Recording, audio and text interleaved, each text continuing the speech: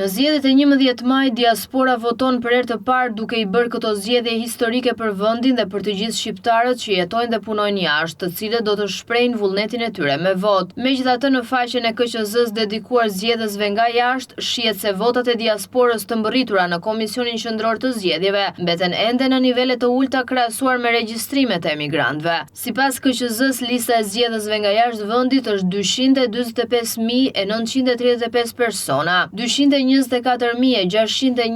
zarfe janë marrë nga zgjedhësit dhe 144.783 zarfe kanë mbërritur në KQZ.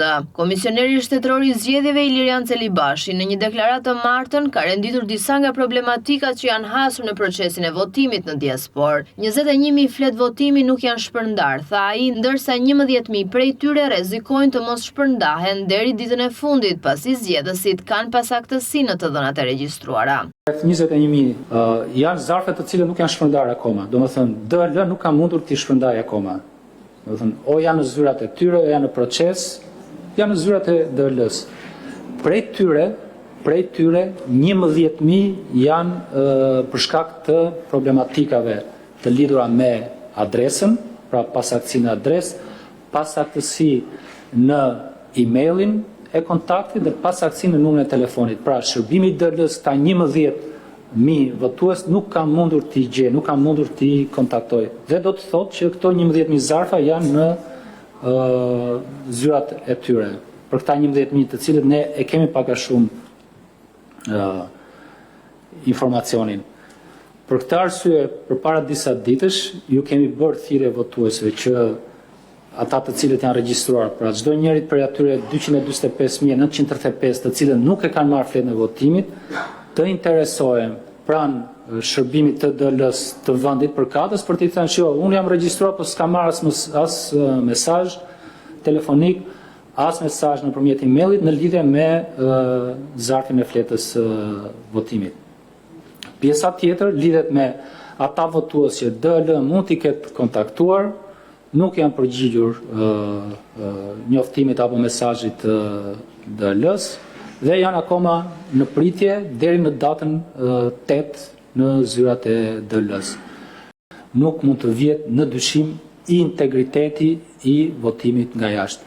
Është një proces te modestisë që nuk është realizuar në mënyrë perfekte dhe jo për shkaqe që lidhen me Komisionin Qendror të Zgjedhjeve, por është një proces i realizuar pa hezitimin ta them shumë mirë. Numri më i madh i të regjistruarve në diasporë që nuk kanë votuar ende vijon të jetë në Greqi, aty ku pjesëmarrja është 9.6%, ndërsa përqindja e të regjistruarve është 27.8%. Konkretisht janë 68.380 emigrantë regjistruar në Greqi, por i kanë kthyer mbrapsht këto zarfe 23.640 qytetarë që jetojnë e punojnë në shtetin Helen. Partia Demokratike i është drejtuar me një shkresë KQZ-s ku kërkon vënien në dispozicion të gjitha komunikimeve, provave dhe dokumentacionit me të cilin operatori postar vërteton dorëzimin e zarfit dhe materialit zgjedhor te çdo zgjedhës. Ndërkaq, drejtuesja politike për diasporën, Josefina Topalli, tha në një dalje për mediat se persona të caktuar në shkelje të ligjit po manipulojnë vullnetin e emigrantëve dhe se zarfet po tërhiqen nga persona të tjerë, ndërsa ngriti gishtin e akuzës ndaj socialistëve.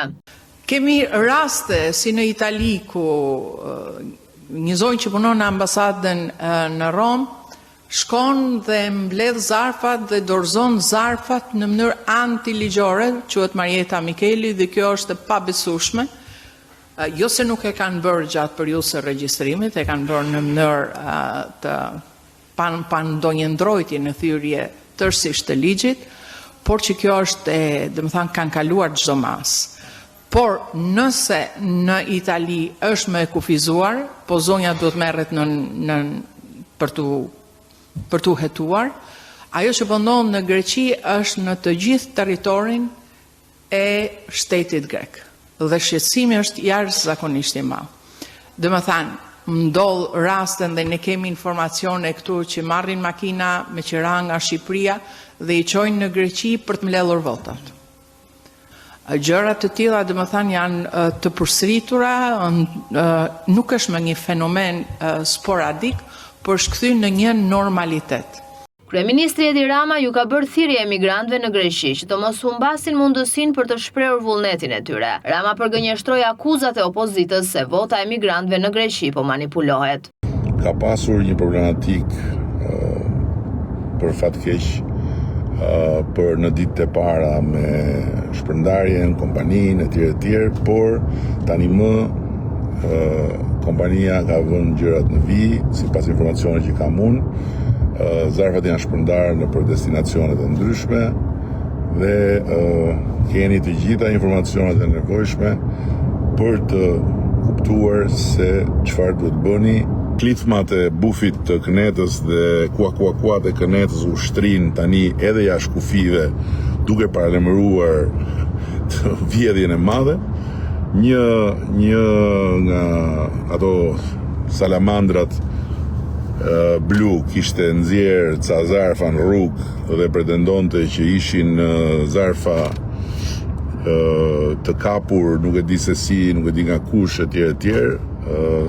Drejtuesi i politik për diasporën ka bërë një sqarim shumë të qartë për këtë, se zarfa mund të mbledhësh edhe nga shtëpia jote dhe kur je skllav i bufit, edhe shtëpinë tënde e kthen në llogore Kënete, edhe mund t'i fotografosh në rrugë dhe thuash ja këto po i bën narkoregjimi, po këto nuk i ha njeri. Ndërsa Celibashi ka theksuar se KQZ trajton çdo ankesë bazuar në prova konkrete dhe jo në deklarata politike të partive. KQZ ka bërë apel qytetarëve që të raportojnë në sistemin PER, platformën elektronike për regjistrimin e votuesve nga jashtë, çdo problem në lidhje me marrjen e dokumentacionit zgjedhor. Theksohet se vetëm në këtë mënyrë KQZ merr njoftim për problemin në fjalë dhe mund ta adresojë atë. Ndërkaq fleta e votimit mund të dërgohet mbrapsht në Komisionin Qendror të Zgjedhjeve duke llogaritur kohën që ajo të mbërrijë në këtë institucion, jo më vonë se ora 19 e datës 11 maj. Ngelet për t'u parë se si do të shkojë procesi, ndërsa fjala e fundit i ngelet sovranit, tashmë jo vetëm brenda vendit, por edhe jashtë trojeve shqiptare.